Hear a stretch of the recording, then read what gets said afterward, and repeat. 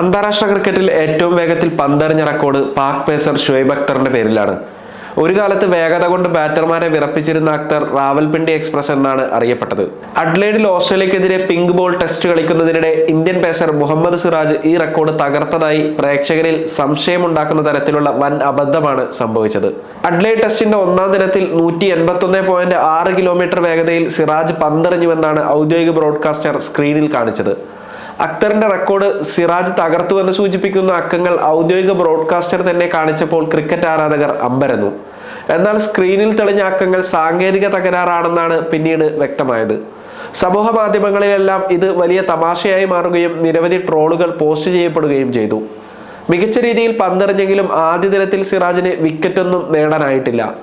ഓസീസിന് ആദ്യ ദിവസം നഷ്ടമായ ഏക വിക്കറ്റ് നേടിയത് മറ്റൊരു പേസ് ബൗളറായ ജസ്പ്രീത് ബുംറയാണ്.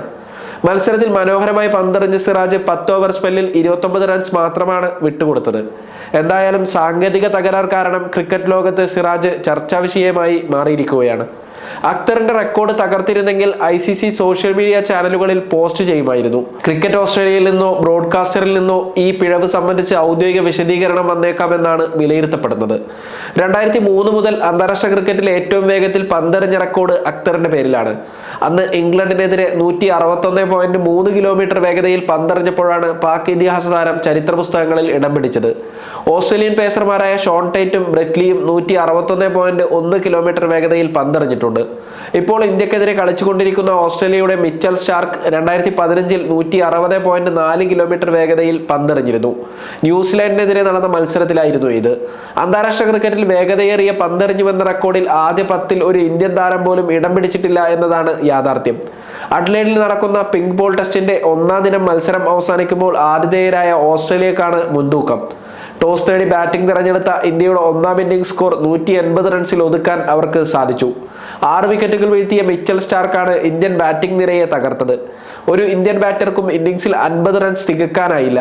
54 പന്തിൽ 42 റൺസ് എടുത്ത നിതീഷ് റെഡ്ഡിയാണ് top scorer. KL Rahul 37, Shubman Gill 31, R Ashwin 22, Rishabh Pant 21 എന്നിവരാണ് ഇന്ത്യയുടെ മറ്റു പ്രധാന സ്കോറർമാർ. ആദ്യ ദിവസം ഒന്നാം ഇന്നിംഗ്സ് ബാറ്റിംഗ് ആരംഭിച്ച ഓസ്ട്രേലിയ 1 വിക്കറ്റ് നഷ്ടത്തിൽ 86 റൺസാണ് എടുത്തിട്ടുള്ളത്. രണ്ടാം ദിവസം ഓസ്ട്രേലിയൻ ബാറ്റർമാരുടെ വിക്കറ്റുകൾ എത്രയും വേഗത്തിൽ വീഴ്ത്തണമെന്ന പ്ലാനിലായിരിക്കും ഇന്ത്യ കളത്തിലിറങ്ങുന്നത്. ബോർഡർ ഗവാസ്കർ ട്രോഫിയിലെ 2ാം ടെസ്റ്റ് മത്സരമാണ് ഇപ്പോൾ നടക്കുന്നത്. പെർത്തിൽ നടന്ന ആദ്യ മത്സരത്തിൽ ഇന്ത്യ 295 റൺസിന് വിജയിച്ചിരുന്നു. രോഹിത് ശർമ്മയുടെ അഭാവത്തിൽ ബുംറയായിരുന്നു ആ മത്സരത്തിൽ ഇന്ത്യയെ നയിച്ചത്. ആകെ 5 ടെസ്റ്റ് മത്സരങ്ങളാണ് പരമ്പരയിൽ ഇന്ത്യയും ഓസ്ട്രേലിയയും തമ്മിൽ കളിക്കുന്നത്.